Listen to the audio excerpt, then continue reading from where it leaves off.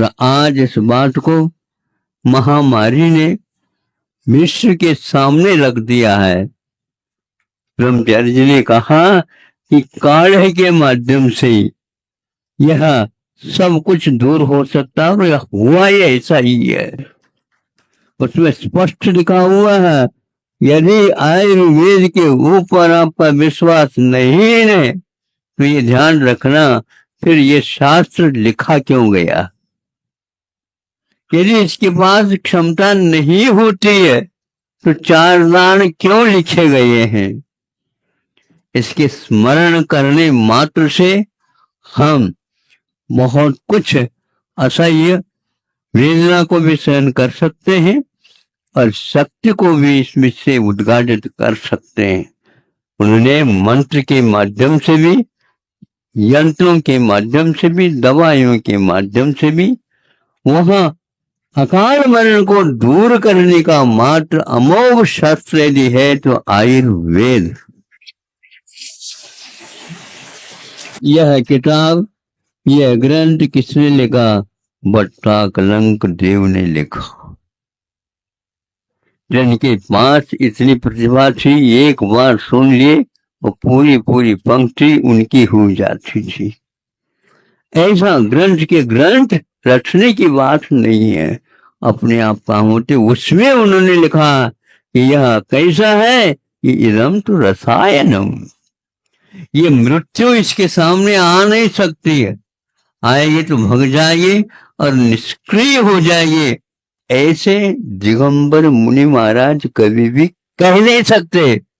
और इसलिए कोई माने या न माने, जब ये पंक्ति आ गए तो हमें मानना पड़ा कि यह षटकंड आगम में जो पूर्वों का काम आता है तो उसमें से उसका भी यह प्रकरण दिया गया है। ऐसे यह आयुर्वेद द्वादशांग का एक अकाट एक भाग है, प्रकरण है, अध्याय है। और दान के क्षेत्र में गृहस्थों के लिए 4 प्रकार का धर्म बताया। दानम पूजा, शील मोहासो, प्रमुव्यो सावयानाम धर्म। 4 प्रकार का यह धर्म है, सावकों के लिए बताया गया है। और उसमें उन्होंने लिखा है, अकाल मरण को दूर करने का कोई उपाय है तो आयुर्वेद है, ऐसा पहले से लिखा हुआ। आज का यह, आज की पद्धति जो आप लोग इसको चिकित्सा के क्षेत्र में बहुत ही उत्तम मानते हैं, लेकिन उसमें इस प्रकार की पंक्ति नहीं लिखी। 200 वर्ष भी नहीं हुए हैं, किंतु इसके लिए 2-2 हजार, 3-3 हजार, 4-4 हजार वर्ष पूर्व में लिखा है। और ये प्रत्येक पंक्ति शोध के माध्यम से लिख करके और तैयार करके लिखा हुआ है। इसीलिए यहाँ पर पूर्णायु भी अनुसंधान केंद्र के साथ चिकित्सालय को लेकर के आपके सामने आ रहा है। देव गुरु शास्त्र की आराधना करते हुए आप लोगों को इसी प्रकार धार्मिक अनुष्ठान कर लेना चाहिए। गिरता हुआ पानी भी बर्फ के रूप में परिवर्तित जैसा हो सकता है, उसी प्रकार वह विष भी एक प्रकार से अमृत तुल्य परिणत हो सकता है। इसमें कोई संदेह नहीं है। तो संदेह का तब मैं हम उसके लिए कुछ कह नहीं सकता, लेकिन इसको आप सामान्य बात मान करके मत निकालिए। यह सामान्य नहीं किंतु विशेष बात है। ऐसे एकाध पृष्ठ में उन्होंने लिखा है और अकाल मरण के निषेध के अर्थ में लिखा है। कई लोग मरण तो होना निश्चित है, अकलंग देव कहते हैं ये मरण होना निश्चित है, लेकिन अकाल मरण निश्चित नहीं, क्योंकि हम उसके निषेकों को चिकित्सा के माध्यम से परिवर्तित कर सकते हैं और वह रसायन तुल्य है।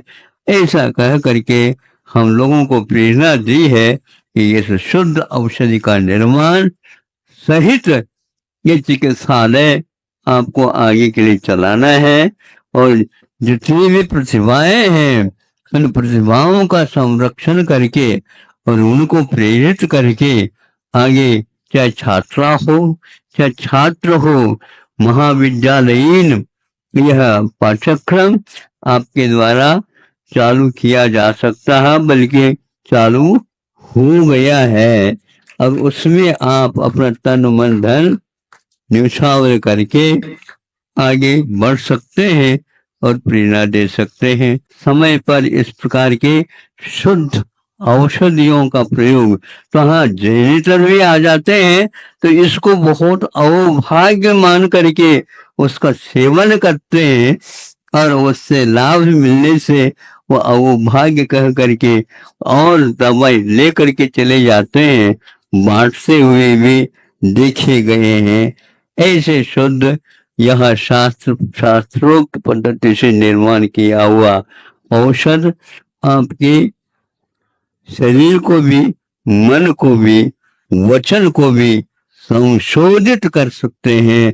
इन तीनों के संशोधन के बाद आपकी आत्मा की मूल भी आपकी गति हो जाती है। भगवान से प्रार्थना करता हूँ आपका तन मन धन सब कुछ शुद्ध हो और अंत में आत्म तत्व का भी परिमार्जन आप लोगों के द्वारा हो। इन्हीं भावनाओं के साथ अहिंसा परमो धर्म